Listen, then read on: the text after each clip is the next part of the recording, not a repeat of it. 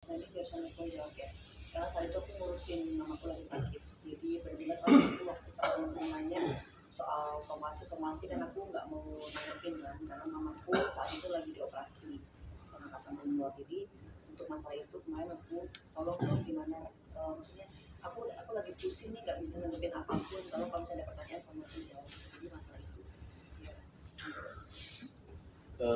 Jadi saya punya bukti ketika dia menyerahkan mobil, malam dia datang, kita punya bukti, kita punya saksi. Kemudian juga sebelum dia menyerahkan mobil, kita juga punya bukti bahwa dia mengatakan itu mobil milik saudaranya. Artinya saya nggak tahu apakah Kemil saudaranya, saya nggak paham. Dia mengatakan itu milik mobil saudaranya. Dan kita juga punya bukti dia akan membayar uang kita tanggal 3 dan dia akan ambil mobil. Nah, artinya semua etikat baik dia terhadap perbuatannya dia saya terima juga dengan baik.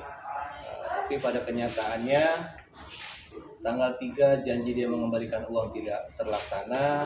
Akhirnya muncullah Kemil yang ingin mengambil mobil secara langsung, sedangkan Aca yang menyerahkan kepada saya tidak ada konfirmasi keterkaitan mobil ini, apakah memang harus saya serahkan kepada Kemil atau harus Aca yang mengambil, tuh nggak ada informasi lebih lanjut. Kemudian saya menunggu isi somasi tersebut. Ternyata isi somasi tersebut lebih memojokkan saya dan istri. Akhirnya saya mengambil sikap untuk menyerahkan mobil tersebut kepada polisi sebagai barang bukti. Karena saya beranggapan pada saat itu mobil tersebut adalah alat untuk Aca meyakinkan saya bahwa ini milik mobil saudaranya, padahal bukan. Kemudian dia menjadikan mobil itu juga agar saya yakin bahwa ada etikat baik dari dia untuk menyelesaikan. Kurang lebih seperti itu. Lalu soal ini kan tentang mobil ya yang digugat kita. Terus kan Kemil sendiri itu kan menggugat sampai 600 juta. Nah, ini kan diperdatanya dengan alasan harga mobil juga nggak sampai segitu sebenarnya kan. Dengan catatan katanya banyak pekerjaan yang sudah terbengkalai karena melihat kasus ini gitu. Dari Mbak Della sendiri sama Mas sendiri gimana? Kalau itu secara pribadi sih saya kurang paham ya. Maksudnya gini, dia menggugat 600 alasannya apa, sedangkan mobil tersebut harganya cuma 200-an di internet. Ya mungkin dia ada biaya-biaya lain yang saya sendiri nggak paham kan. Tapi kalau secara sisi hukumnya boleh nggak itu mobil harga 200 tapi untuk balik jadi 600 gitu. Itu secara hukumnya itu ada nggak itu gitu. Jadi ibaratnya kalau kata orang tuh bunuh kambing suruh ganti sapi gitu.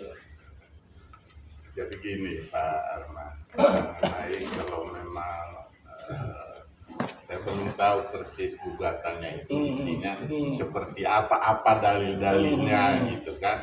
Ya bisa jadi memang itu dia berdalih sebagai ganti rugi material. Kalau secara material ya jelas nggak ada nilai seperti itu kan.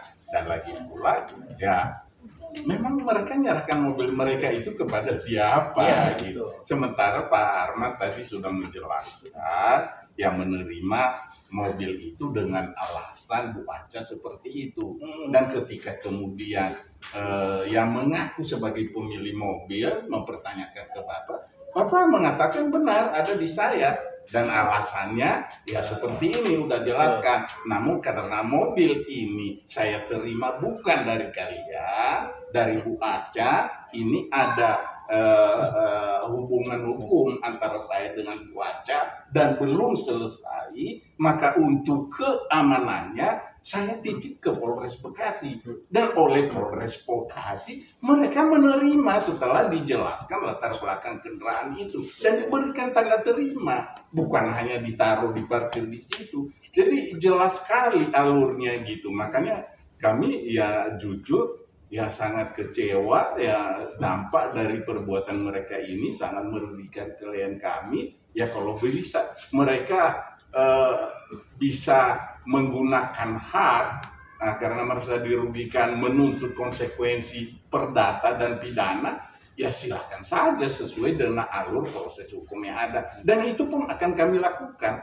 Karena klien kami juga merasa dirugikan dan merasa dari perbuatan mereka itu ada konsekuensi hukum pidana yang mereka harus pertanggungjawabkan. Dan kami akan buat laporan segera berkaitan dengan itu supaya mereka ya semakin pintar, semakin tahu apa hak dan kewajiban serta prosedur yang harus dilakukan bila merasa ada hak-haknya dilanggar gitu.